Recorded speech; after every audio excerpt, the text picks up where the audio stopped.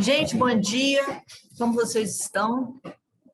Então, hoje a gente vai falar um pouquinho sobre um tema muito em voga, que são os anestésicos venosos, e que todo mundo tem muita curiosidade de saber, ainda mais que a gente está precisando utilizar isso ativamente na nossa prática clínica, na nossa vida, né? Então, eu vou dar aqui um painel para vocês, uma breve ideia, as perguntas que vocês tiverem. O mudo está ligado de vocês, é só vocês desconectarem o mudo, pode fazer a pergunta, me interromper, não tem problema, tá? Se ficarem mais à vontade, é só perguntar por escrito. Então, eu vou tentar hoje dar um breve painel para vocês sobre os anestésicos venosos e falar um pouquinho de cada um que a gente tem aqui falando sobre isso, né? A aula vai ficar gravada sim, eu vou mandar para vocês depois vou disponibilizar no YouTube, tá bom? Então, quando a gente fala de anestésicos venosos, quais são os objetivos clássicos? Aqui a gente fala de anestesiologia, mas eu poderia muito bem estar falando de sedação. Então, eu tenho o meu objetivo clássico, é o quê? Da anestesia. Eu tenho, na verdade, 3 objetivos: a inconsciência, a analgesia e o relaxamento muscular. E cada um desses propósitos, eu vou atender a expectativa com uma medicação. Então, eu posso, para a inconsciência, em relação aos agentes venosos, eu posso atender com o quê? Com os hipnóticos. Quem são os hipnóticos? A gente vai ver daqui a pouquinho. Então, hipnótico, quando eu falo, é Propofol, o tiopental que a gente não usa mais, o etomidato, o próprio midazolam. Se eu quiser abranger, além dos agentes venosos, eu vou falar de quê? Do agente inalatório. O agente inalatório, ele funciona como um hipnótico, mas a forma de administração dele é inalatória, é através da máscara. Então, hoje o nosso objetivo é falar sobre os agentes venosos. Analgesia, como que eu faço analgesia no meu paciente? Analgesia é importante para anestesia? Com certeza, é um dos pilares. A gente consegue fazer analgesia no intraoperatório com o opioide. Se eu pensar em analgesia para sedação, por exemplo, entubar meu paciente, é um procedimento que dói. Então, eu vou utilizar o quê? Durante a intubação, durante a minha sedação, o paciente vai fazer uma endoscopia, o paciente vai fazer uma ressonância. Então, é necessário também que eu tenha algum tipo de analgesia, e eu vou fazer isso com opioide. Se eu abranger além dos meus agentes venosos, eu vou pensar em quê? Eu preciso de uma analgesia no meu pós-operatório. Como é que eu vou fazer isso? Eu posso fazer isso através de um bloqueio peridural, posso passar um catéter, eu posso fazer utilizando o quê? Um anestésico local. Então, quando eu falo de agente venoso, eu falo sempre em opioide. E o relaxamento muscular, a gente conseguiu, o cirurgião não precisa operar? Eu não preciso acoplar meu paciente não respirador? Se o meu paciente não estiver com a musculatura relaxada, eu não consigo acoplar adequadamente ao respirador e, se estiver no intraoperatório, o cirurgião não vai conseguir operar. E isso eu vou conseguir através do quê? O meu bloqueador neuromuscular.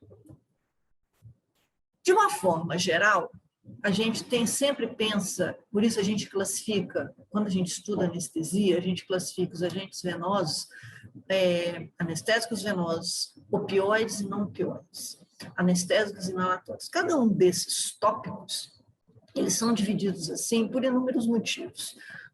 Pela sua forma de administração, que a gente vai ver como é que é a farmacodinâmica, a farmacocinética das drogas. E de outra maneira, como eles vão agir, é o mecanismo de ação. Então, se eu colocar todos os meus agentes venosos juntos, eu vou imaginar o quê? Que eles vão agir de uma maneira muito similar. E o pilar disso, vamos dizer, a minha base, a minha plataforma seria o quê?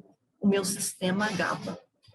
O GABA é o neurotransmissor inibitório mais potente do meu cérebro, do meu sistema nervoso central.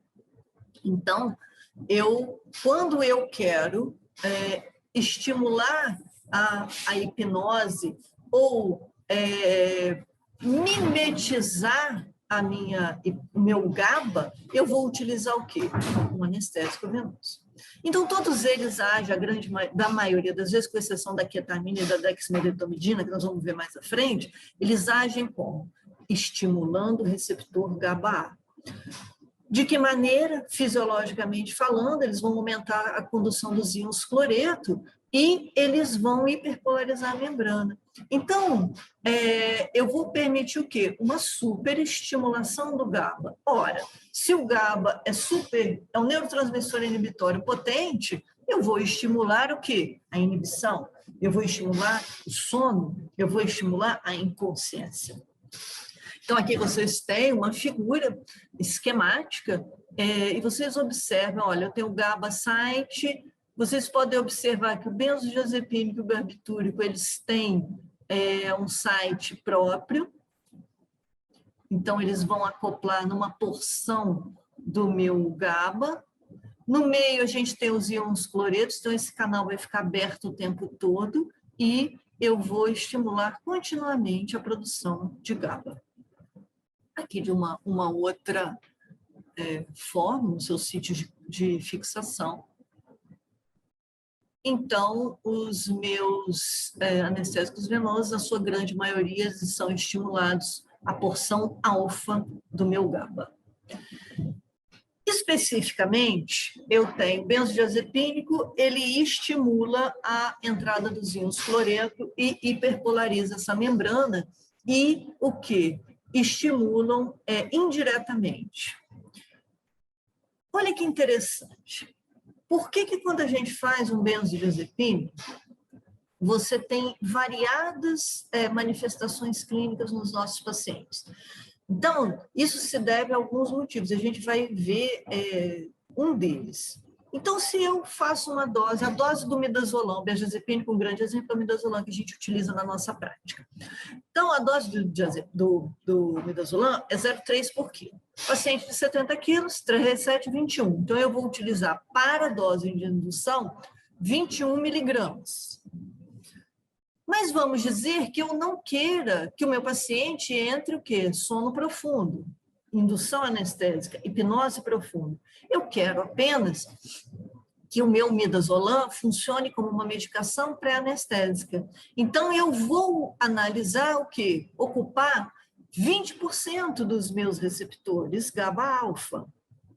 Se eu ocupar, eu vou ter apenas amnésia e sedação. Então, se a dose do meu paciente é 21 miligramas, eu vou utilizar o quê? Entre um terço da dose. Então, se eu utilizar de 3 vezes 7, 7 miligramas, eu vou funcionar muito bem como medicação pré-anestésica. Então, olha só como a gente começa a individualizar a dose do meu benzodiazepínico. Agora, eu vou ter uma sedação maior quando eu tiver de 30% a 50% de ocupação, e a hipnose a partir de 60%. Então, eu faço um terço da dose, medicação pré-anestésica. E aí, o meu paciente vai para o centro cirúrgico. Chegou lá no centro cirúrgico, eu quero o quê? Que ele durma, sedação leve. Então, além desses 7, eu posso fazer o quê? Até 7. Juntei as doses, vou fazer 14 miligramas. E se eu quiser, não, eu resolvi que eu vou induzir o meu paciente a sono profundo com o midazolam, que foi a minha droga de escolha. Eu vou chegar ao quê? Eu vou fazer 21 miligramas, que foi a dose que eu calculei inicialmente. Tá? Então, por isso é importante saber como cada droga age, para a gente poder, então, desenvolver uma estratégia de hipnose. Forma diferente, a gente hoje praticamente não utiliza mais o barbitúrico. O barbitúrico é o tiopental, e eles reinaram na década de 80, 90, desde os 70, 80 anos, reinaram. Só que a partir da década de 90, com o desenvolvimento dessas drogas mais hidrossolúveis, com metabolização mais rápida, menos tóxicas, a gente acabou caindo em desuso o tiopental. Ainda cheguei a utilizar no começo da minha residência, depois a gente acabou caindo em desuso, porque a meia vida deles é uma meia vida muito longa, mais de 40 horas, não dava aquela famosa ressaca. E, além disso, ele fazia o tiopental, por exemplo, ele faz depressão direta do miocárdio, que sensibiliza o coração a catecolaminas. Então, vocês imaginam que a gente tinha uma restrição muito grande, muitos pacientes faziam arritmias, muitos pacientes faziam hipotensão severa, falência do miocárdio. Por isso, por causa dessas drogas que eram metabolizadas, longas horas de metabolização, a anestesia levou essa fama ruim de anestesia mata, vai fazer choque anafilático, alergia, e todo mundo tinha muito medo da anestesia. Hoje, a gente trabalha com drogas que muitas vezes são metabolizadas por esterases plasmáticas, ou seja, a gente não tem aquela recirculação hepática. Então, as drogas se tornaram muito seguras. A gente foca hoje nesse mix de drogas com essa metabolização fora da metabolização hepática, sem toxicidade hepática, e também com múltiplas analgesias. Por exemplo, eu faço uma anestesia combinada com drogas hidrossolúveis e bloqueios com anestésico local. Então, eu tenho pouca ou nenhuma complicação. Então, é isso que a gente procura fazer hoje para segurança, critério de segurança e qualidade em anestesia. Mas todos os livros vocês vão ouvir, vão ver, a gente fala do tiopental como um protótipo. Como a gente fala também do alotano como um protótipo, mas na verdade a gente não utiliza basicamente nem o tiopental, nem o alotano, mas fala sobre ele. E o barbitúrico, como um agente venoso, ele também atua principalmente de forma direta, e ele ativa diretamente. Então, vocês observem que é um pouco diferente. Em vez dele estimular a secreção do GABA, que é o neurotransmissor inibitório, ele é mais potente. Então, ele mesmo, como droga, mimetiza o GABA e ativa diretamente os canais de cloreto. O etomidato, ele atua indiretamente. Na verdade, ele atua também no GABA, mas de uma maneira um pouquinho diferente também. Ele impede que o GABA se dissocie do seu receptor. Então, vamos dizer que ele mantém a ligação do GABA por mais tempo, ou seja, mantém a membrana hiperpolarizada por mais tempo. Mas se você utilizar uma dose acima do normal, do calculado, ele pode, na ausência do neurotransmissor, hiperpolarizar a membrana por cima. E o propofol, ele funciona mais como o tiopental, ele tem uma ação muito semelhante ao barbitúrico, mas ele permite, vamos dizer, uma dupla atuação, porque ele inibe também os receptores de acetilcolina. Então, ao mesmo tempo que ele estimula diretamente a produção do GABA, ele também lentifica o quê? As sinapses neuronais. Eles acham que a sensação de bem-estar do propofol pode ter origem nessa fisiologia dele. É muito interessante o estudo dessas medicações. E a ketamina, que é uma droga que está super em alta, principalmente no COVID, ela foi durante muito tempo, a gente vai ter chance de falar ela modificou a sua fórmula. Vamos dizer, ela foi modificada para se tornar mais palatável, com menos efeitos colaterais. Nós vamos entender por que daqui a pouco. Mas como é o mecanismo de ação? Como é que ela age? A ketamina, ela produz um estado de anestesia atuando de duas maneiras. Ela forma o que a gente chama de anestesia dissociativa, porque ao mesmo tempo que ela deprime o córtex cerebral e o tálamo, vocês se lembram, o tálamo, na verdade, funciona no nosso organismo como um pit stop. A gente recebe todas as informações da periferia. Quando passa pelo tronco cerebral, né? Ponte, mesencéfalo, ponte, bulbo, e o córtex cerebral é o quê? É o nosso ser, é quem nós somos. Então, o córtex é o que toma atitude. O tálamo, ele, na verdade, funciona como um retransmissor. Então, se vocês imaginam, eu recebo as informações da periferia, elas vão pelo meu tronco cerebral, e o tálamo define para que área cerebral eu devo atuar. Então, vai para a área motora, eu vou falar, área da fala eu vou falar, área motora eu vou retirar, andar, eu vou me movimentar. E, no meio disso, eu tenho o sistema límbico, que está relacionado às emoções e as minhas... são reações neurovegetativas, mas principalmente as emoções. Então, a ketamina, ela faz o quê? Ela deprime o córtex cerebral, deprime o tálamo, diminuindo o quê? A transmissão para o meu córtex cerebral. Mas ela ativa o sistema límbico. E o sistema límbico é um sistema muito primitivo. Então, é onde a gente tem aquelas fantasias, sonhos. É por esse fator que as crianças, até os 9 anos, elas têm essa formação do sistema límbico, ainda está em formação. E por isso elas acreditam no Papai Noel, no Coelhinho da Páscoa, em castelo, em fadas. Então, porque o sistema límbico ainda não está bem estabelecido e as conexões com o córtex, que seria a realidade, o eu da criança, o eu do adulto, ele ainda está em formação.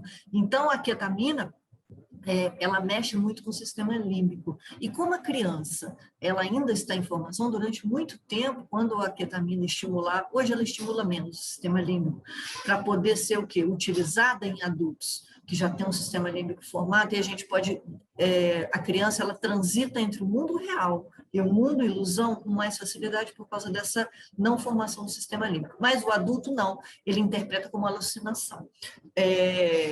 Então, por isso que a ketamina foi, durante muito tempo, proscrita.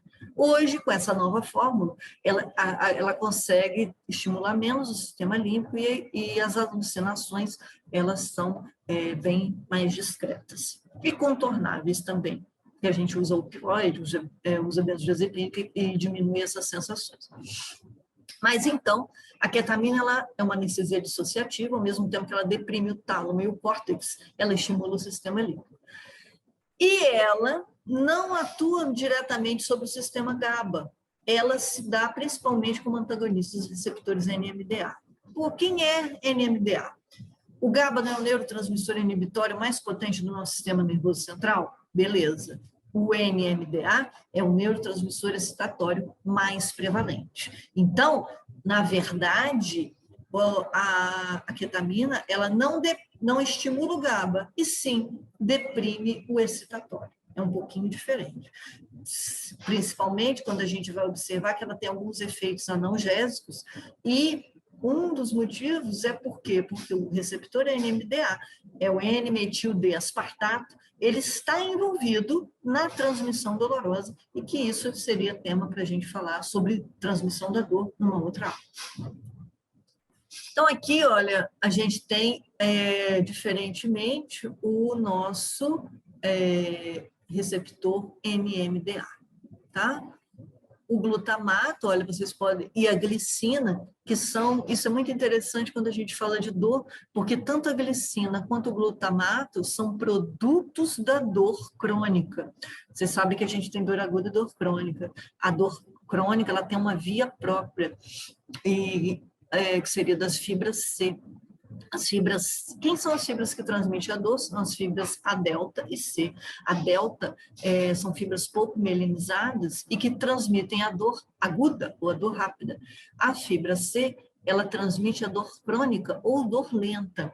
E essa fibra C, ela tem como principal, um dos principais em relação à dor crônica, o glutamato e a glicina, que são mediadores inflamatórios liberados pelos neurônios quando você tem esse estímulo crônico de dor.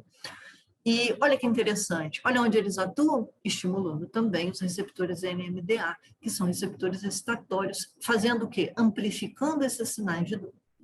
Então, a ketamina tem esse papel, além de ter uma fraca recepção aos receptores opioides, uma fraca ligação aos receptores opioides, elas diminuem a estimulação do NMDA. Então, vocês imaginam que a ketamina, ela, além de se funcionar como um hipnótico, porque ela deprime o tálamo e o córtex, ela faz essa ligação, diminuindo os receptores NMDA no cérebro. É muito interessante a atuação e ela tem sido utilizada não só como hipnótico, mas também como componente da analgesia. Muito bem. Então, aqui a gente tem o mecanismo de ação dos nossos agentes venosos, os hipnóticos GABA, opioides e os bloqueadores neuromusculares na nossa placa motora. Falando um pouquinho de toda a classe dos nossos anestésicos venosos, fentanil, sulfentanil, alfentanil e remifentanil. E os não opioides, tilpental, methotrexatal, que a gente praticamente não utiliza mais. O que a gente tem utilizado é etomidato, propofol, midazolam, ketamina, clonidina e a dexmedetomidina. Então, gente, aí a linha do tempo, a timeline, eu tive em 1950 tiamilau, em 34 tilpental, o metoxital, e a ketamina que a gente fala, essa ketamina de 1960, não é a mesma ketamina que a gente utiliza hoje. O etomidato, e em 1980, na década de 80, o propofol. Depois, olha, o midazolam veio bem antes do propofol, e em 99, já nos anos 2000, a dexmedetomidina, e em 2014, o remimazolam, que a gente vai falar um pouquinho, que é uma droga nova.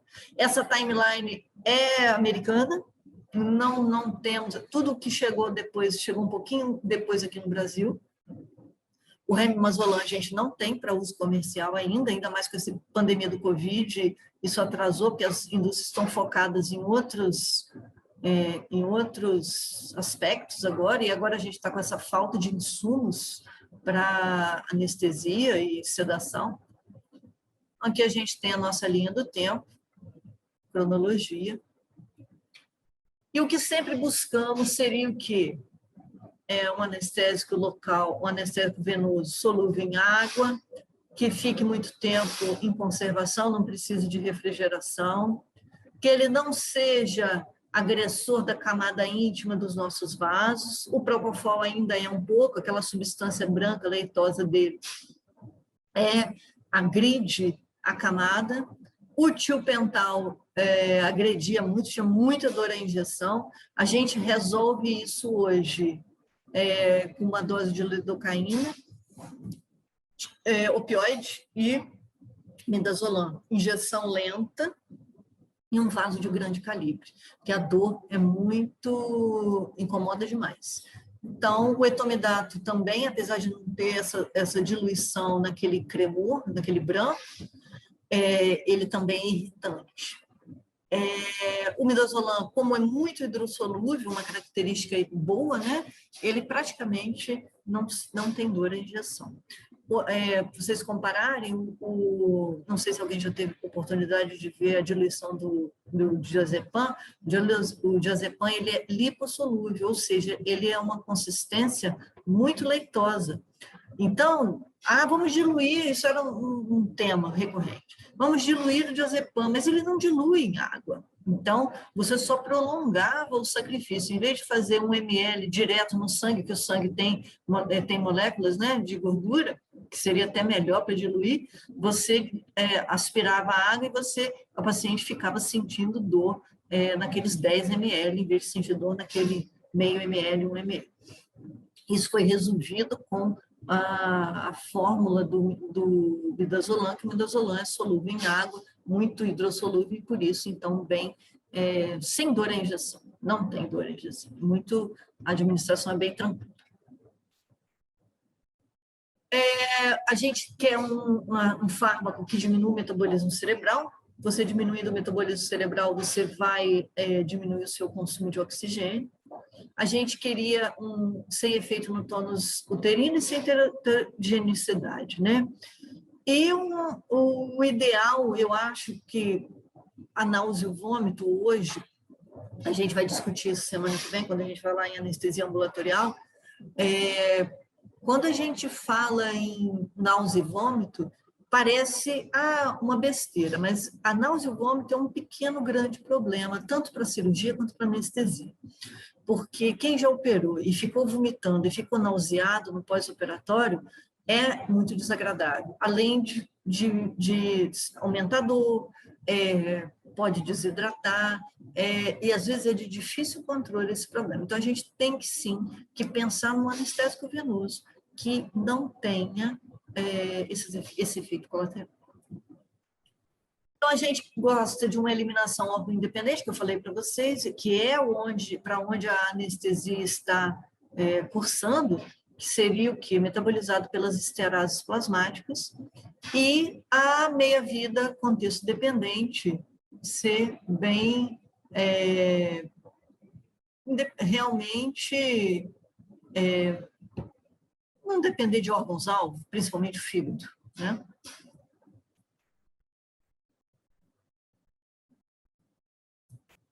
E quando então, por que é importante a gente focar na farmacocinética e na farmacodinâmica? O que é farmacocinética? É exatamente você conhecer como a droga é. E a farmacodinâmica é como a droga se comporta em relação aos diversos órgãos do nosso corpo. Então, vamos dizer que semana que vem, como vai surgir, mês que vem, ano que vem, surgiu, vocês formaram, e vocês não têm mais acesso àquele dia a dia universitário. Vocês estão lá no consultório de vocês ou trabalhando e surgiu uma droga, como surgiu essa daí, vai surgir um Remimazolam. Você vai chegar e você vai olhar, cara, como é que essa droga é? Eu vou saber como ela é?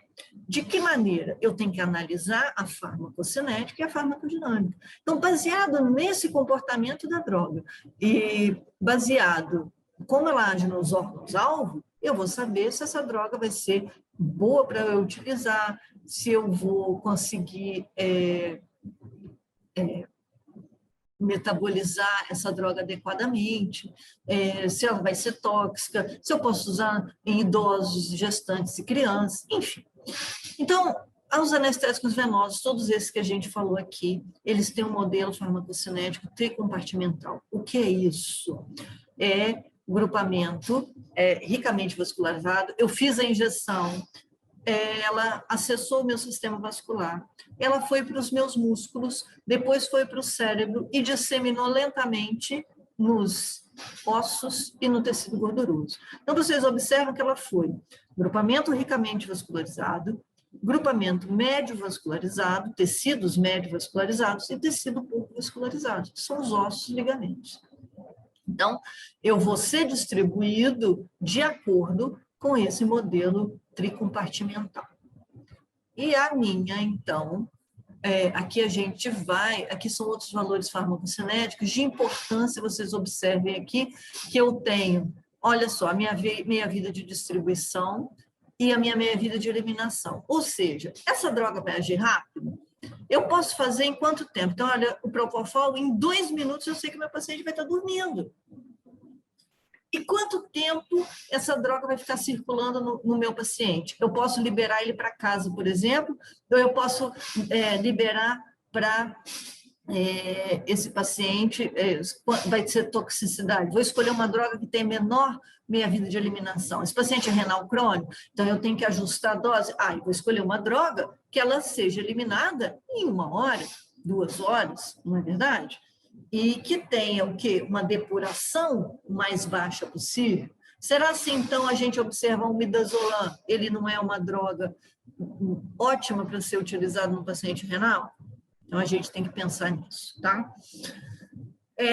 Outro fator importante é a ligação proteica. Por que a ligação proteica é fundamental? A gente vê que a ligação proteica é ela que vai dar o que? A potência do anestésico. Então, em relação aos benzodiazepínicos, por exemplo, eu tenho uma ligação de 94%, a proteína que se liga, eu faço a injeção, ele vai se ligar à albumina, que é a proteína principal que nossos anestésicos venosos se ligam, ele vai se ligar à albumina e apenas 6% dessa droga vai ser efetiva. Então, você imagina que eu tenho um paciente que tem as proteínas normais, Beleza, eu calculei a dose, paciente de 70 quilos, 21 miligramas. Ótimo. Para esse paciente, a minha fórmula deu certo. Agora, vamos dizer que seja um paciente com desnutrição e que tenha uma baixa albumina, como é o caso dos pacientes oncológicos, por exemplo. Como é o caso também dos meus pacientes, o quê? Idosos. A gente sabe que o idoso, na fisiologia própria do idoso, ele tem o quê? Pouca proteína. Então, eu tenho que ajustar a dose? Com certeza. Porque senão vai acontecer o quê? Eu vou fazer, o meu paciente é idoso, tem 70 quilos, mas ele tem uma albumina de 2,8. E aí eu faço a dose de 21 miligramas, ele vai fazer o quê? Uma apneia, uma parada respiratória na enfermaria. Com 7 miligramas, talvez ele faça uma apneia, porque com 7 miligramas eu ocupei mais de 60% dos receptores dele. Então, eu tenho que pensar nos meus pacientes, o nível proteico deles, também para fazer a minha anestesia, para fazer a minha sedação. Dá uma olhadinha lá e ver qual é o meu nível de albumina.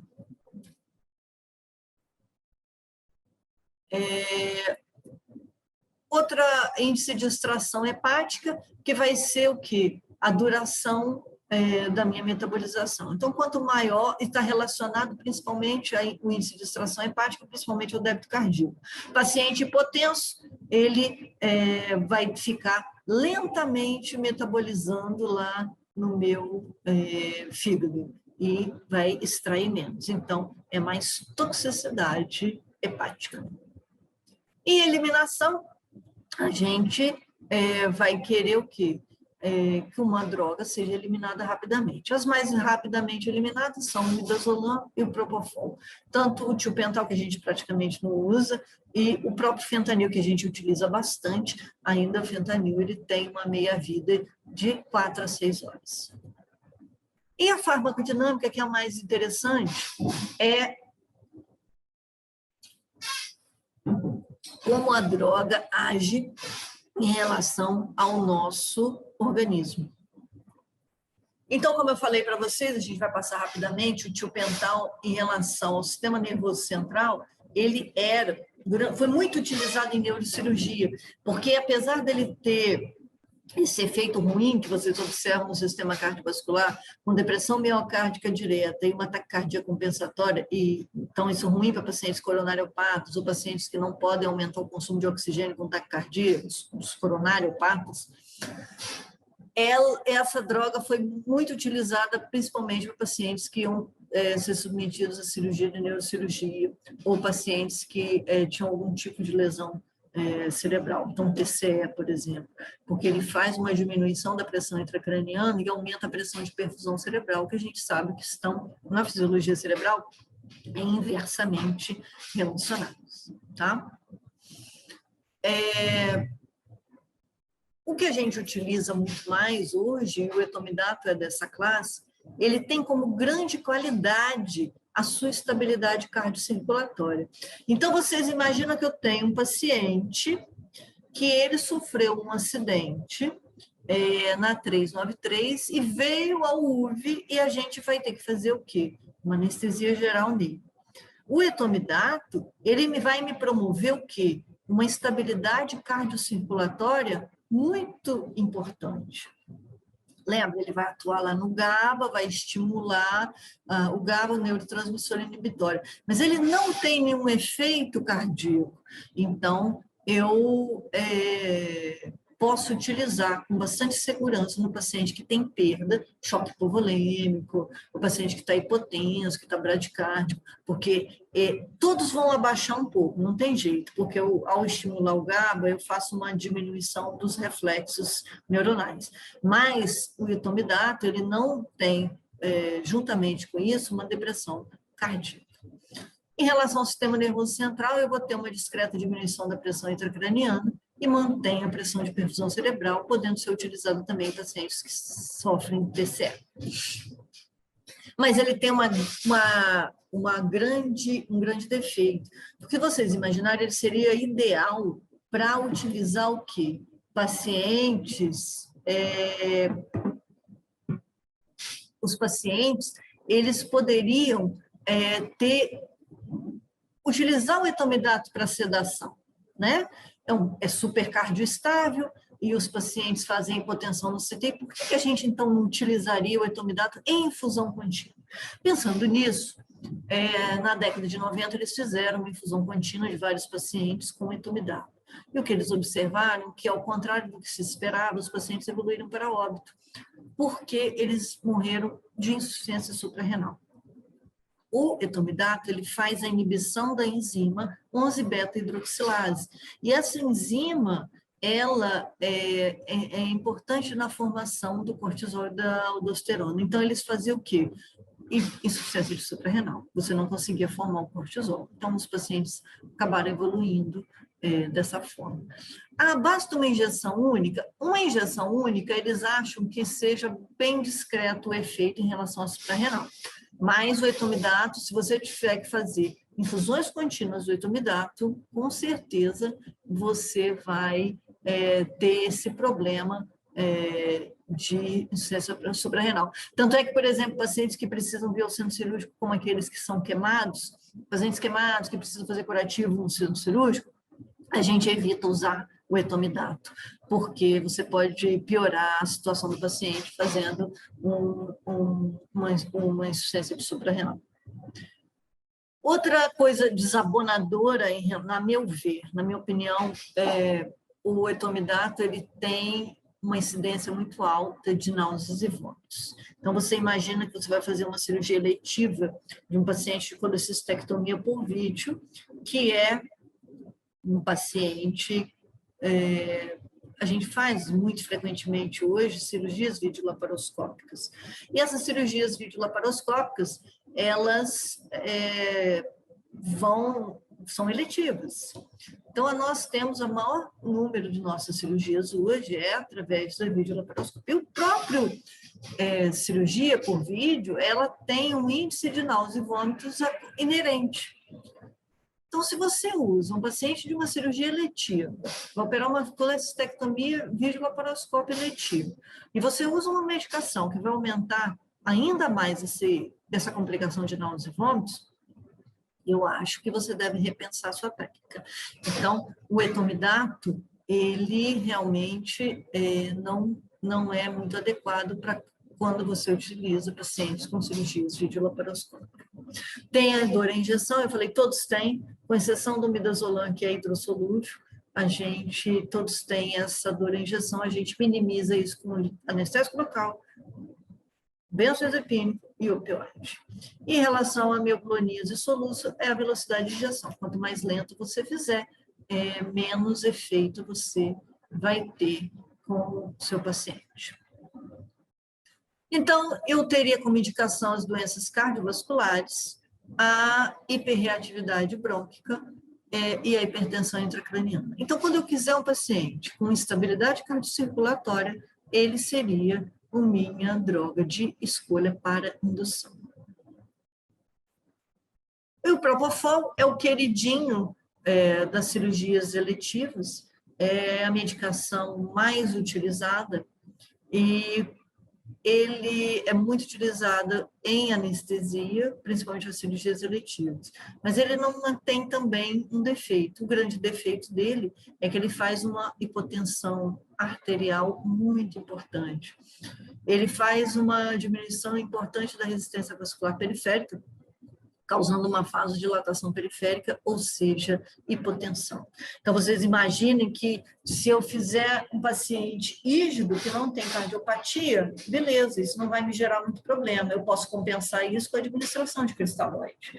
Agora, se eu tiver um paciente que já veio hipotenso, chocado, eu não vou, com certeza, poder utilizar o Propofol. Então, eu tenho que pensar muito bem. Então, o paciente da emergência, talvez eu vou ter que utilizar o quê? Midazolam, ketamina, vou ter que utilizar o etomidato. Mas o Propofol, ele tem muitas qualidades.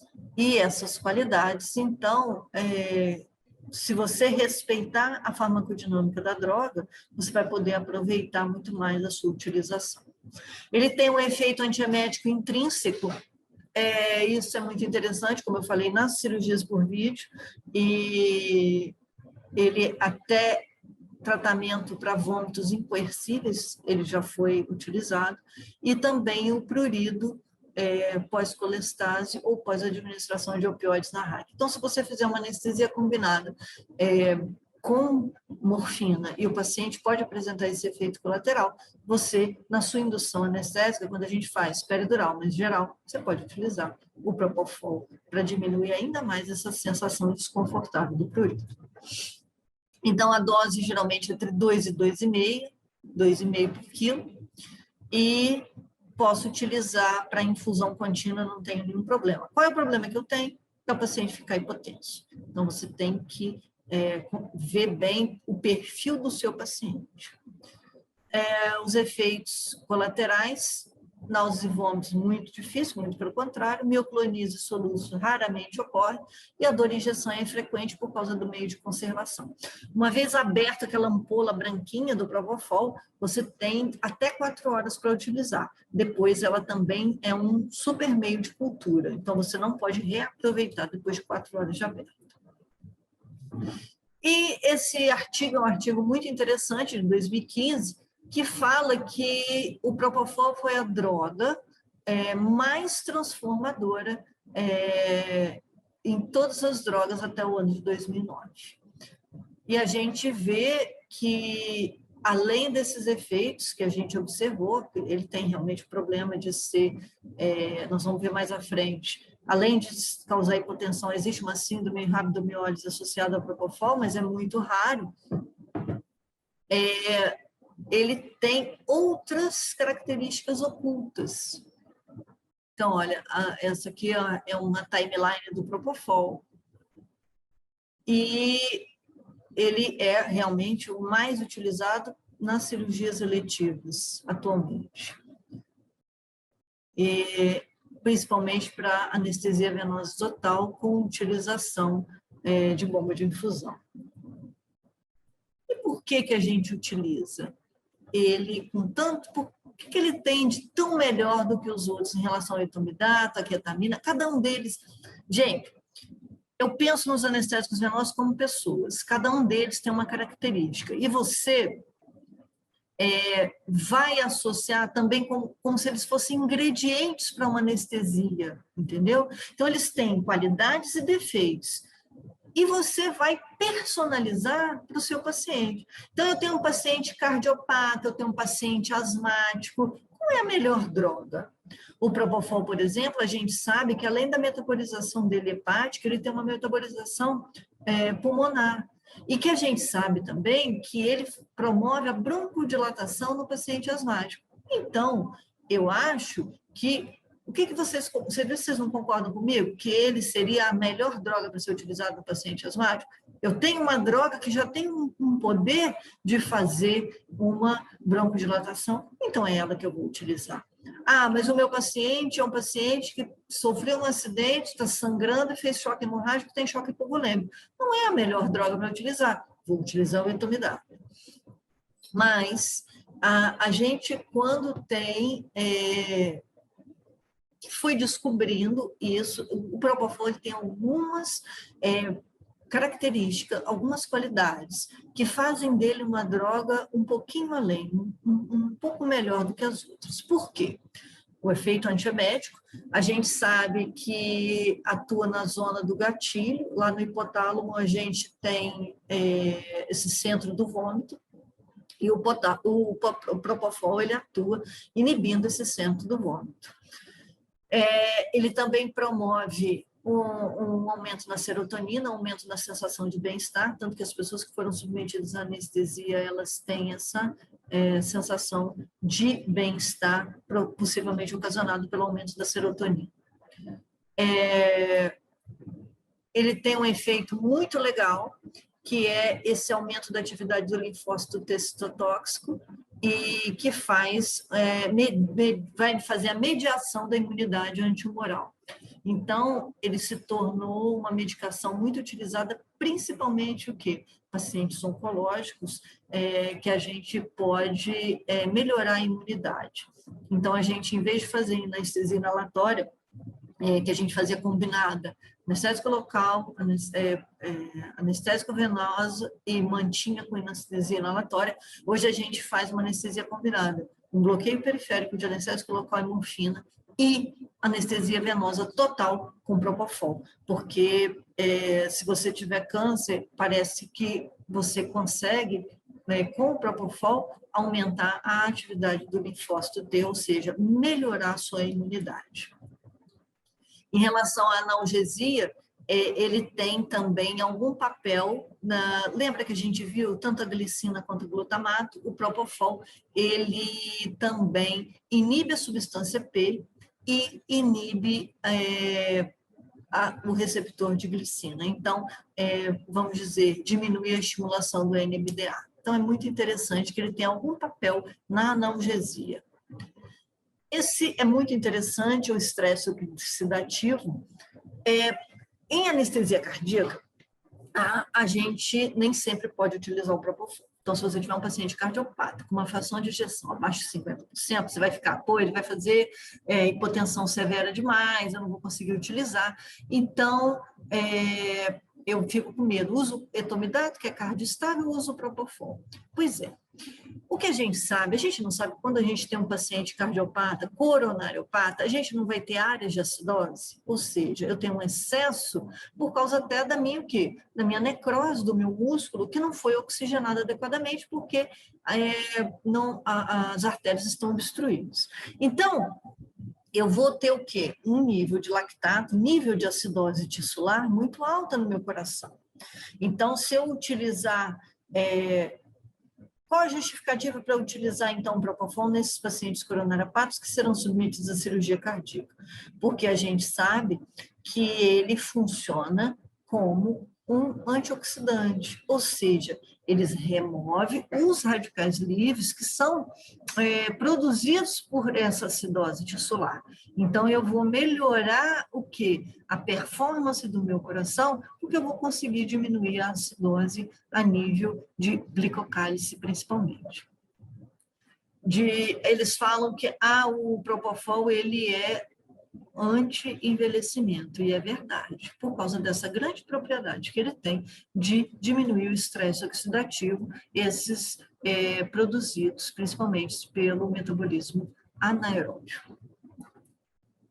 Em relação à agregação plaquetária, eu vou mediar esse tromboxano A2 e vou, sem alterar o meu tempo de sangramento.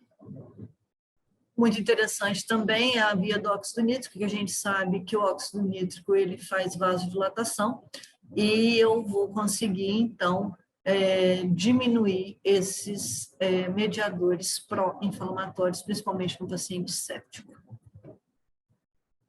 Por causa disso, eles conseguem, principalmente aí que a gente estava falando, anestésico venoso e anestésico volátil, ou anestésico inalatório, no pré-condicionamento isquêmico, apesar do propofol causar alterações na resistência vascular, não existe eventos adversos como piora do infarto. Por quê?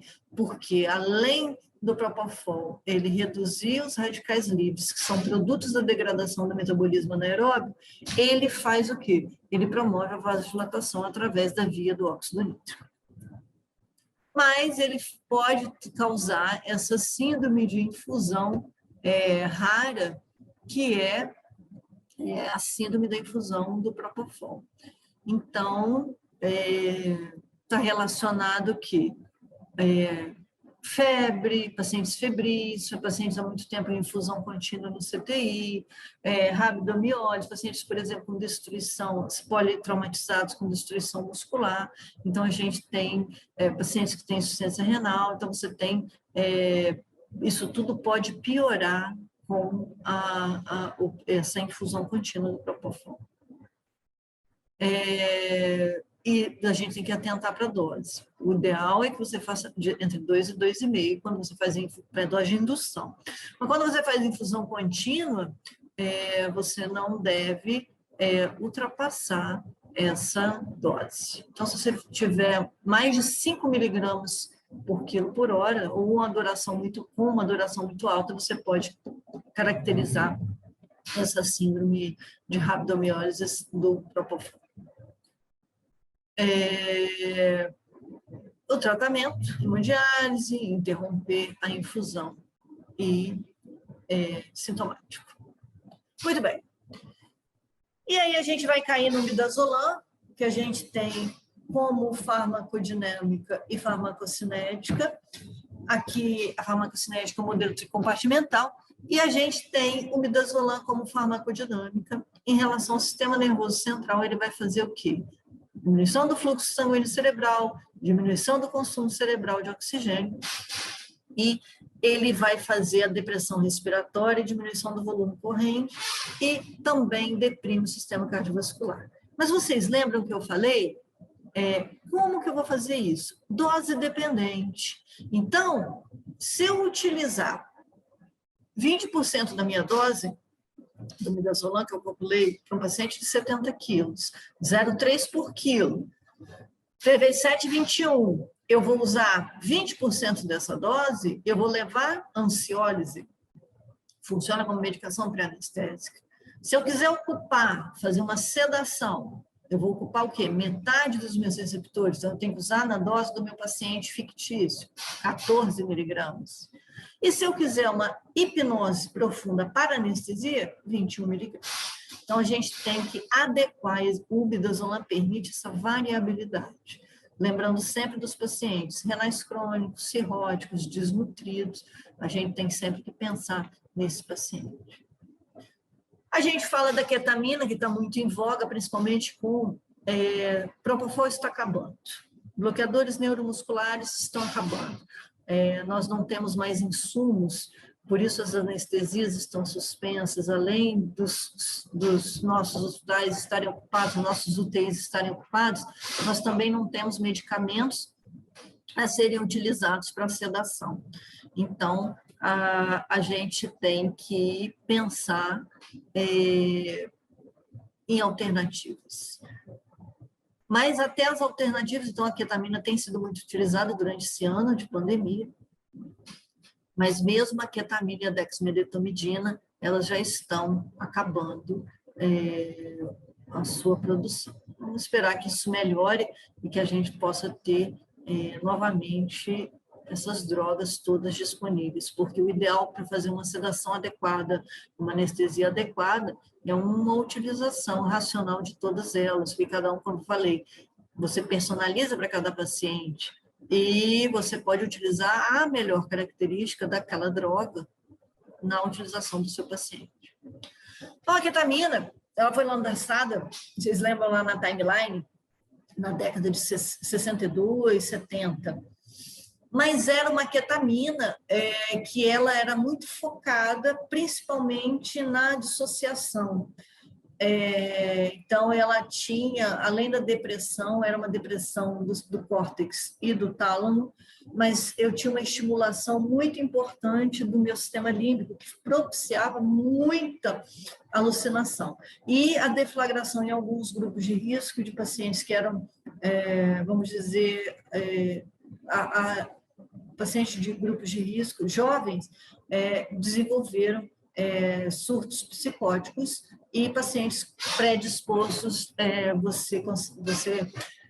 vamos dizer, favoreceu o aparecimento da esquizofrenia. Então, a ketamina ela foi lançada, mas ela ficou mal vista durante muito tempo, porque era uma droga muito alucinógena. E utilizada principalmente em crianças por causa daquela permeabilidade do nosso sistema límbico, que não estava completamente formado.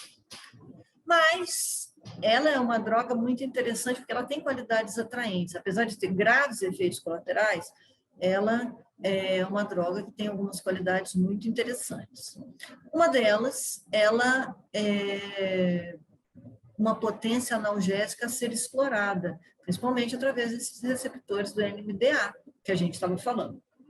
Então, como tornar a ketamina menos alucinógena e mais anestésica, vamos dizer assim. Então, eles fizeram uma mistura racêmica de isômeros, aproveitando a porção R. Vocês sabem o que são essa mistura racêmica. Você pega a fórmula da droga e você faz a imagem quiral, a imagem espelho. Então, a gente tem a ketamina R e a ketamina S. Então, você, nessa nova formulação da ketamina, manteve-se uma porção menor da ketamina R e favoreceu que essa imagem espelho, que é muito menos alucinógena e muito mais analgésica, tá? E aí a gente tem como mecanismo de ação, ela antagoniza o receptor NMDA, dessa maneira fazendo uma analgesia bem legal, antagoniza os receptores colinérgicos nicotínicos e muscarínicos. Isso é o efeito que a gente tem da droga, que é o quê? A gente vai observar como sintoma clínico, quando você utiliza a ketamina, o paciente pode fazer nistagmo, o paciente pode fazer uma salivação, ele faz... pode ficar assim, fica bem desconectado, e é por conta dessa atuação dela como antagonista dos receptores, manifestações principalmente muscarínicas, salivação, nistagmo e movimentação do globo ocular. E, além de ser antagonista do receptor excitatório, que é o NMDA, ela tem também alguma afinidade pelo receptor opioide, fazendo o quê? Uma analgesia. Então, ao mesmo tempo que ela deprime o sistema tálamo-neocortical, que a gente já falou, ela estimula o sistema límbico. Qual a dose dela? Você pode utilizar diversas atuações. Então, eu acho assim, na minha prática clínica, a ketamina, ela pode ser utilizada como protagonista e pode ser utilizada como coadjuvante. Então, você pode utilizar ela para fazer uma hipnose de 10 minutos na dose de 2 miligramas por quilo. Mas pode utilizar ela como um coadjuvante para utilizar menos dormonide, uma anestesia combinada. E aí você aproveita o quê? Essa potência analgésica dela, e diminui, então, a atuação dos receptores NMDA e faz uma leve sedação. Mas utilizando uma dose menor como coadjuvante, você não vai ter o quê? Aqueles grandes efeitos colaterais que seriam manifestados principalmente pelas alucinações. Então, é uma droga versátil que você pode utilizar de acordo com a dose. Dose menor como coadjuvante, uma dose maior como protagonista. Aqui nós temos um artigo que é muito interessante, que a gente viu que tem sido estudado, esse é o Copa 2019, foi antes da pandemia, esses estudos estavam sendo feitos, por causa principalmente dessa potência analgésica, como que a gente pode utilizar melhor a ketamina. Vamos fazer analgesia preemptiva? Então, a preemptiva se baseia na premissa de que se você vai operar amanhã, eu posso começar a tratar sua dor na véspera. E com isso eu terei menos efeitos colaterais, menos efeitos inflamatórios, e eu vou começar a minha medicação na véspera. Então, os trabalhos se encaminhavam para isso, né? Principalmente a analgesia preemptiva. Tem efeito? A ketamina tem valor? Outro que foi muito interessante esse trabalho, pacientes com depressão maior, que não respondiam a nenhum tipo de tratamento habitual, os antidepressivos habituais, eles fizeram uma dose de ketamina, mantendo um tratamento com ketamina, e obtiveram resultados ótimos. Então, aquele paciente que estava catatônico, aquele paciente que não respondia, refratário ao tratamento, parece que a ketamina, ela, por essa atuação dela multimodal, tálamo, sistema límbico, córtex cerebral, receptor NMDA, antagonista muscarínico e nicotínico. Então, parece que ela tem um efeito muito multicêntrico, vamos dizer, no cérebro. Então, ela faz um restart, ela dá um reinício ao cérebro e muitos pacientes responderam positivamente. Então, é muito interessante, ela acabou funcionando como um antidepressivo. Um trabalho muito promissor. Quando a gente falou, então, até agora, dos hipnóticos, nos agentes venosos que levam à inconsciência. O que a gente vai falar, então, em relação ao nosso tópico? O próximo tópico seria o que os meus... Antes de falar dos opioides, a gente vai falar dos derivados, novas drogas. Olha, essas drogas estavam, né, até o Covid, até o ano passado. O remimazolam é uma droga que já está na fase 3 em teste clínico, mas principalmente nos Estados Unidos, e ela combina o midazolam e o remifentanil, que a gente vai falar, que é um opioide que tem metabolizado exclusivamente pelas esterases plasmáticas. Então, a gente tem alguns derivados do Propofol, que eles querem uma recuperação mais rápida, ausência de dor à injeção, e esse Aquavan, que estava bem promissor, mas ele retarda muito o efeito, em vez de ser 2 minutos de efeito, que o Propofol atualmente tem, ele demorava 7 ou 8 minutos, então ele não passou nos testes clínicos, então caiu meio que... não estão fazendo mais esses tipos de testes. Em relação ao etomidato, eles querem um etomidato, porque o etomidato tem muita boa indicação, né? Principalmente no paciente que precisa de estabilidade cardiocirculatória. Então, eles estão tentando lançar um etomidato que não produz supressão cortical. Vamos ver se a gente consegue. O Gantracur é uma alternativa à succinilcolina. A succinilcolina é um bloqueador neuromuscular de ação rápida e ele tem como grande efeito, ele atua rapidamente, 40 segundos, mas ele tem alguns efeitos colaterais que não podem ser utilizados por todas as pessoas, e efeitos, principalmente efeitos muscarínicos, muito pronunciados. Então, faz salivação, edema pulmonar, bradicardia, então são alguns efeitos que a gente, até, além da hipertermia maligna, que a succinilcolina pode desencadear. E a promessa para o futuro seria a farmacogenética. A farmacogenética, eu acredito que um dia a gente vai fazer lá na nossa avaliação, no nosso risco anestésico, na nossa avaliação pré-anestésica, a gente vai ter, o nosso paciente vai ter, colher uma gota de sangue e a gente vai ver quantos receptores NMDA ele tem, quantos receptores do GABA ele tem, se a transmissão de cloreto dele é adequada, qual quantidade de esterases plasmáticas, isso a gente já até pode saber, né? Para você fazer uma anestesia personalizada, para saber a quantidade exata no seu DNA, qual anestésico vai ter melhor efeito em você e quanto tempo, qual anestésico vai ser mais bem metabolizado, mais bem excretado e menos tóxico. Acredito que a farmacogenética vai ser o nosso futuro. A gente, na avaliação pré, vai avaliar todas essas questões e qual uma medicação mais efetiva.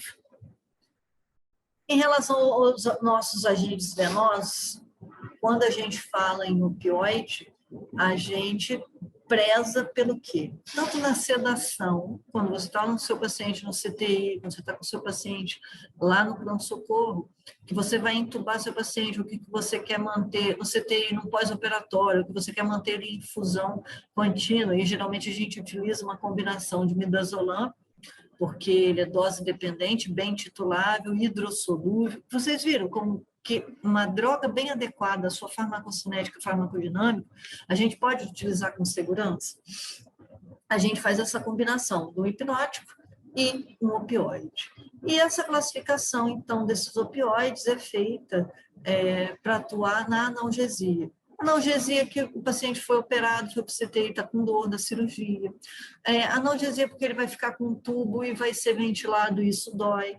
Então, a gente acaba lançando mão do nosso opioide. Eu quero entubar lá no pronto-socorro ou no centro cirúrgico. Por que eu vou utilizar o fentanil? Porque a intubação desencadeia um reflexo mais importante. E a gente sabe que a laringe é inervada pelo nervo vago. Então, quando você faz a inervação do nervo vago, você diz, qual é a sua resposta? Qual é a sua estimulação do vago? Bradicardia. Então, você faz o opioide para prevenir esse grande reflexo da intubação, que é uma agressão, né? Então, a gente sempre faz, antes de intubar, uma dose de fentanil.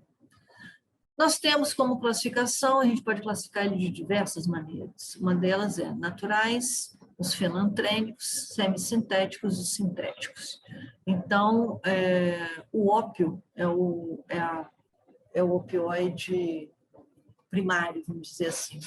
E a gente tem utilizado bem os sintéticos, fentanil, alfentanil, sulfentanil e remifentanil.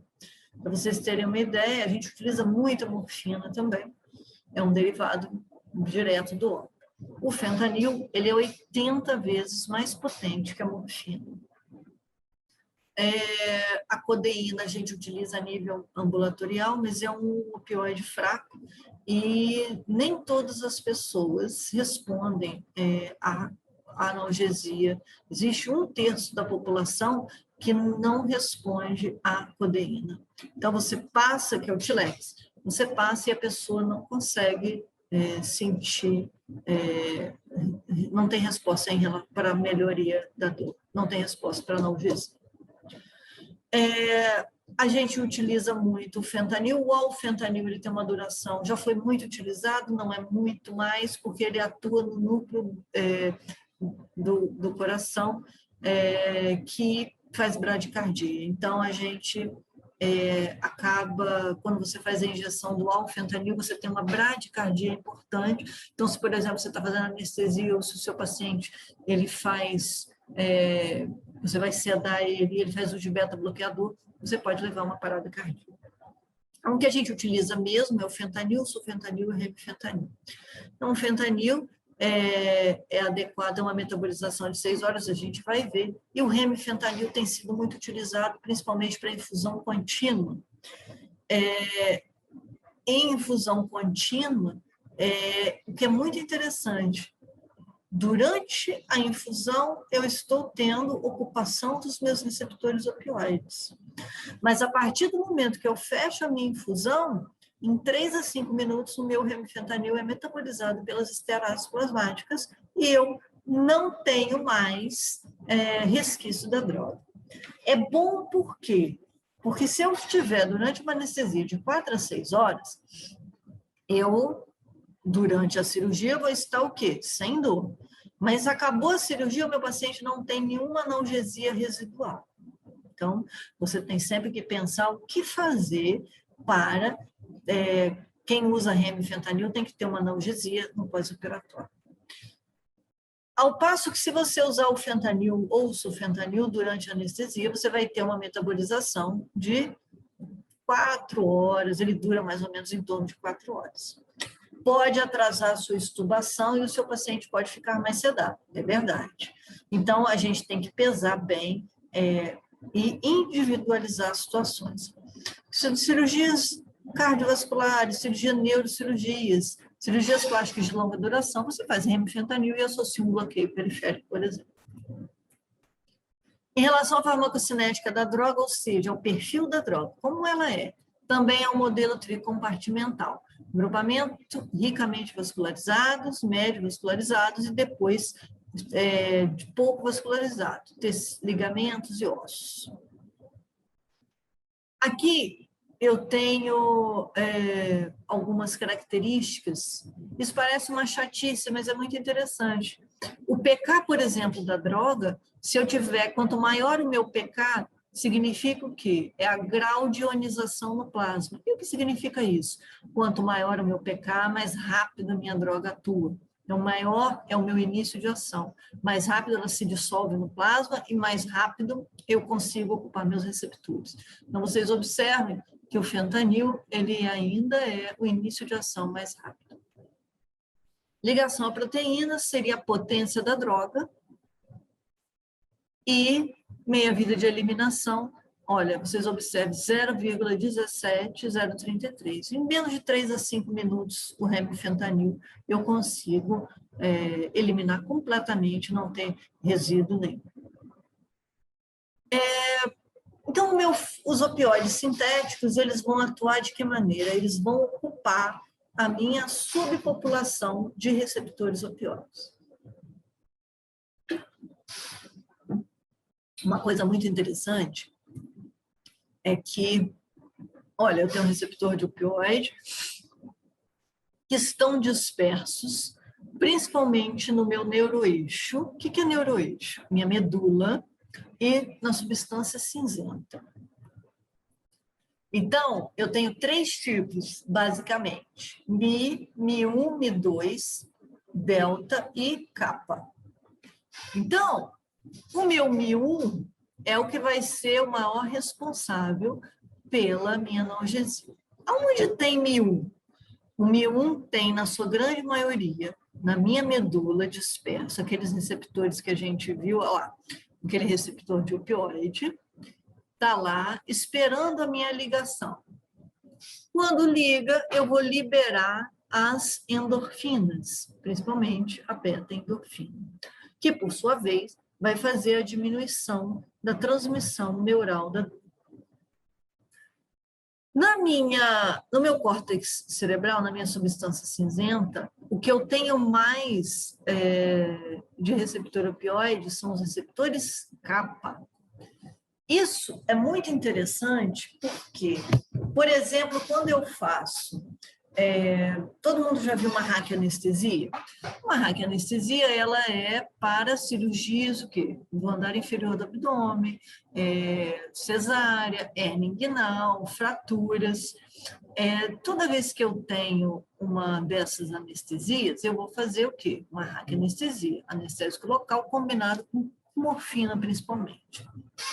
E aí, o anestésico local vai fazer o quê? A mecanização do anestésico local é impedir a transmissão do impulso elétrico. Então, mantém a membrana neuronal em repolarização. Eu impeço a despolarização, a nova despolarização. Então, ela fica como se estivesse em repouso. E o opioide vai se ligar no receptor opioide. Muito bem. Então, eu fiz uma dose, a dose de 0,1 de morfina. Essa dose de 0,1, ela é uma dose adequada. Ela vai ocupar, vamos dizer, quase todos os receptores opioides da minha medula. Se eu fizer uma dose menor do que 0,1 de morfina, uma dose baixa de opioide, eu não vou ocupar todos os meus receptores na minha medula. Então, eu vou ter o quê? Mais dor, não é verdade? Agora, se eu tiver vamos dizer que eu usei o dobro da dose, eu usei 0,2. O que vai acontecer? Eu vou ocupar os receptores opioides do meu neuroeixo, os meu Mi1, e vou ocupar também os meus receptores kappa do córtex cerebral. Porque eu não jogo o anestésico local na minha medula, que tem o líquor, e o líquor não banha tanto o meu cérebro quanto as minhas raízes neurais periféricas. Então, ele vai levar esse excesso, ocupei todos os receptores opioides do meu neuroeixo, mas tem muita morfina, eu fiz o dobro da dose. E eu ocupei também os receptores kappa no meu córtex cerebral. O que vai acontecer em relação às manifestações clínicas? Se eu utilizar uma ocupação só dos meus receptores do Mi1 no meu neuroeixo com uma dose adequada, eu vou promover o quê? Analgesia e pouco efeito colateral. Agora, se eu usar uma dose excessiva, que eu tiver que ocupar os meus receptores kappa do meu córtex cerebral, o que vai acontecer? Eu vou, então,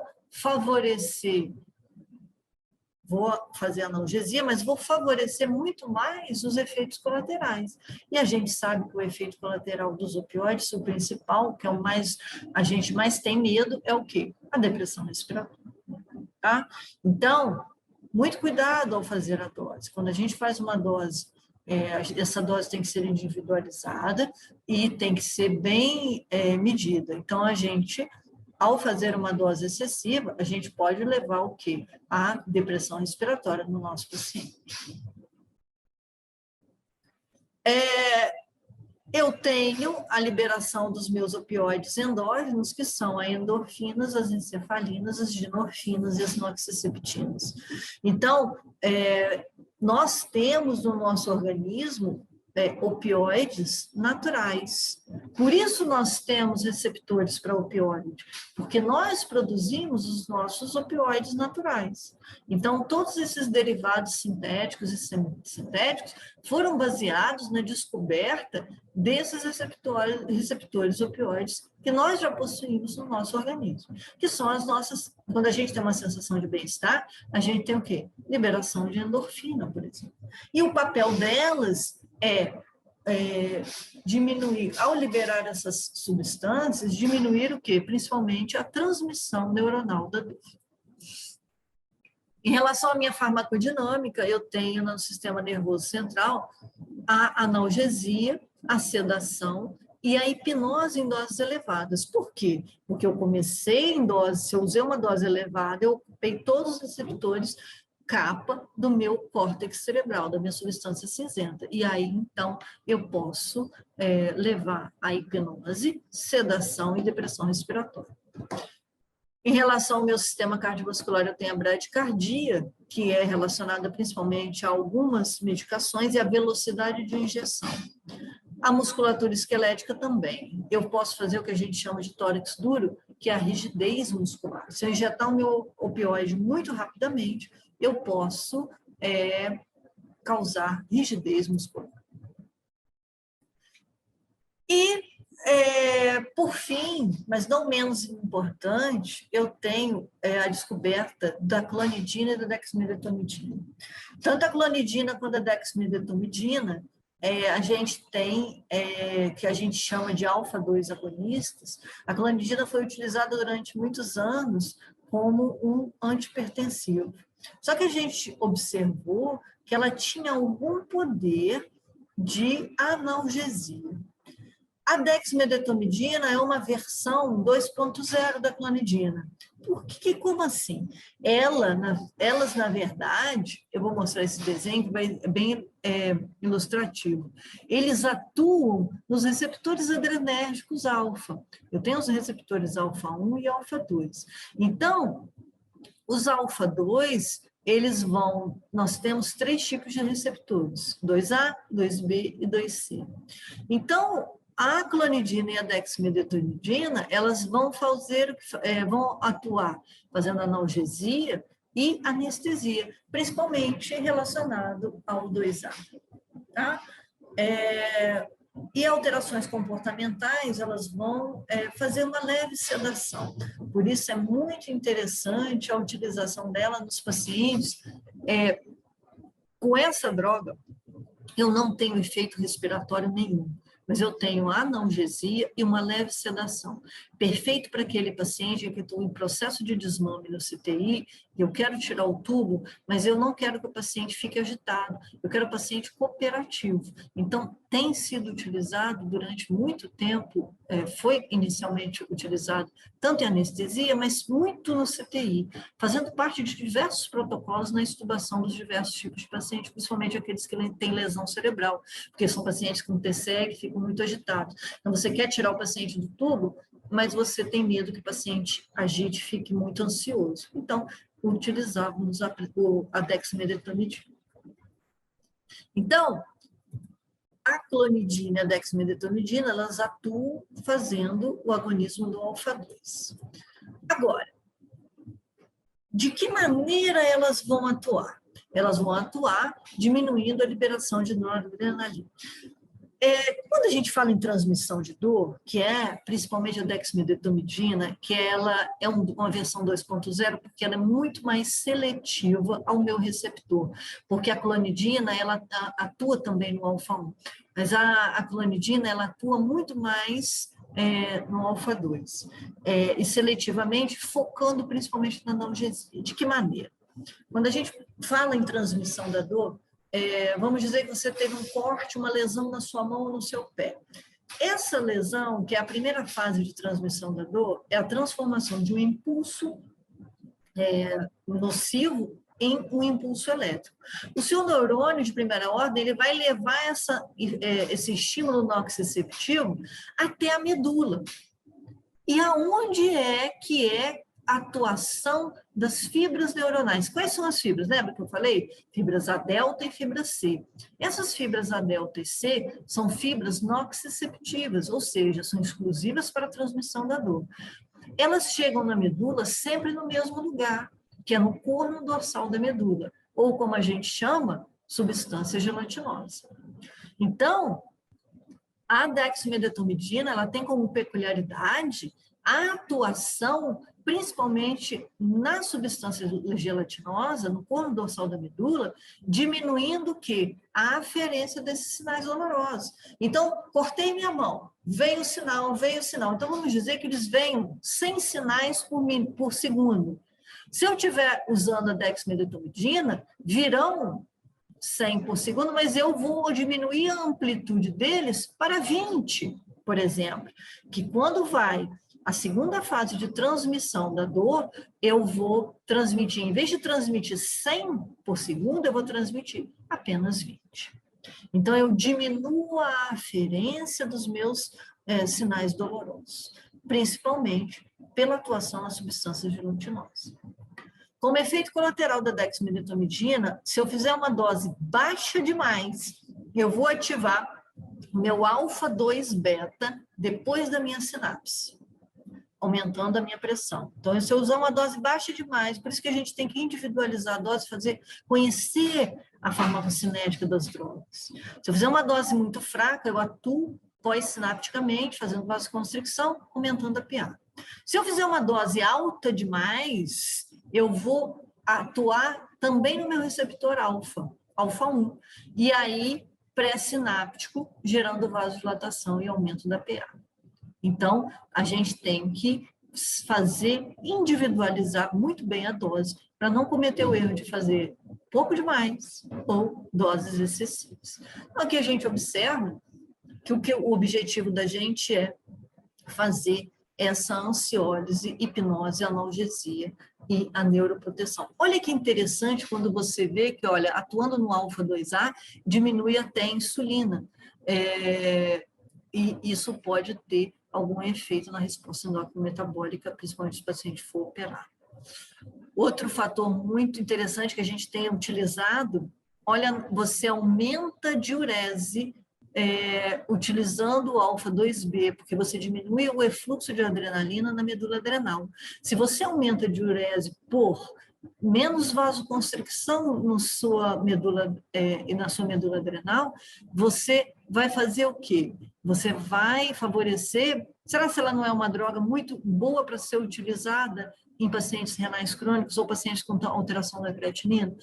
Então, a gente começa a ver que a dexmedetomidina, e principalmente porque ela é mais seletiva e você pode trabalhar melhor com a droga, ela pode atuar principalmente nesses pacientes renais crônicos ou cirurgias de longa duração em que você tem medo que a função renal fique prejudicada.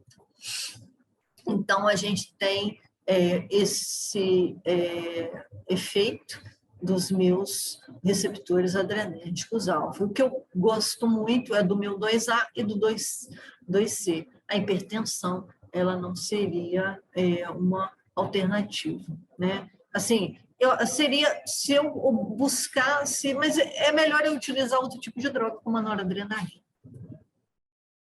Então, eu bloqueio as respostas autonômicas e faço a minha analgesia. Então, eu acho muito interessante a utilização da dexmedetomidina, principalmente como um protagonista, não só como protagonista no CTI, mas sim como um coadjuvante na anestesia e na melhora da nossa qualidade de recepção e diminuindo a transmissão da dor.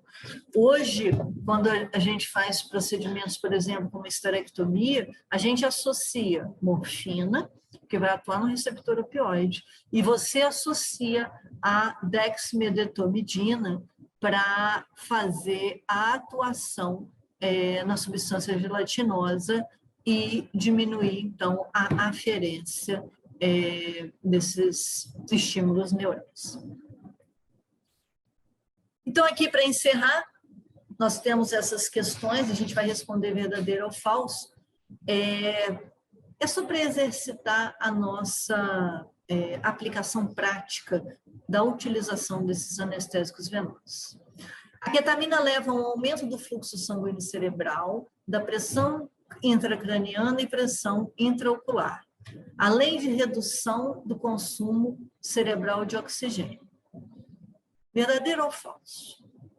Olha, se a ketamina leva a um aumento do fluxo sanguíneo cerebral e um aumento da pressão intracraniana, eu vou ter também um aumento do consumo de oxigênio. Então, essa é uma questão falsa.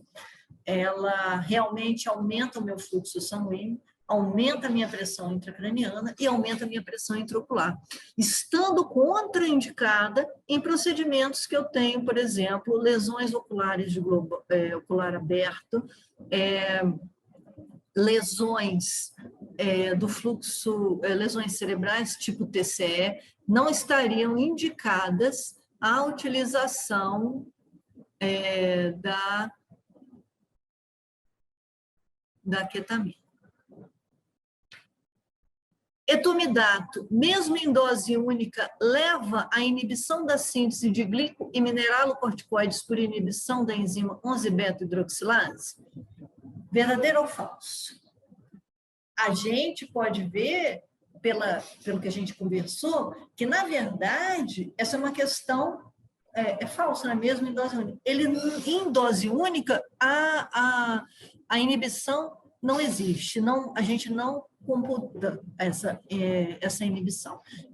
O grande problema dele seria ser utilizado em dose infusão contínua. Esse que é o grande problema dele. Em dose única, a gente não tem grandes problemas. No sistema respiratório, o propofol atenua os reflexos laríngeos de maneira mais intensa que o tiopental? Verdadeiro ou falso?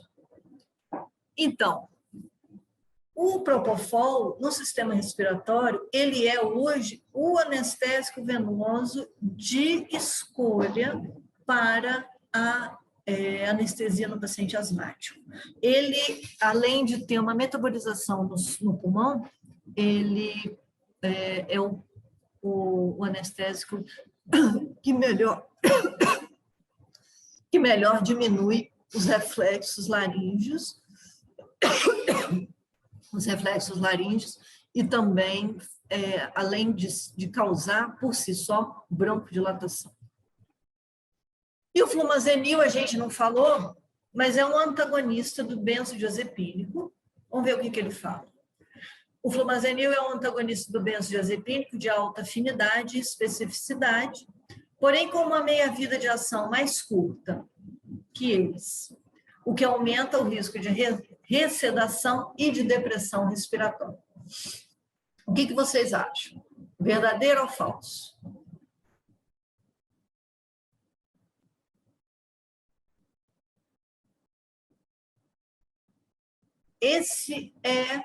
O flumazenil é um antagonista muito rápido, realmente de alta afinidade e alta especificidade. Mas o grande problema dele é esse. A meia-vida dele é de 1 hora apenas. Então, se o paciente, e a gente sabe que o midazolam tem uma meia-vida de 4 horas. O diazepam tem uma meia-vida de 24 horas. Então, você vai ter que fazer a cada horário, você vai ter que fazer a injeção. Se o seu objetivo é reverter o efeito do seu benzodiazepínico, você vai ter que repetir essa injeção de flumazenil a cada hora. Porque você vai fazer, o paciente vai acordar e ele vai dormir de novo e vai sedar de novo.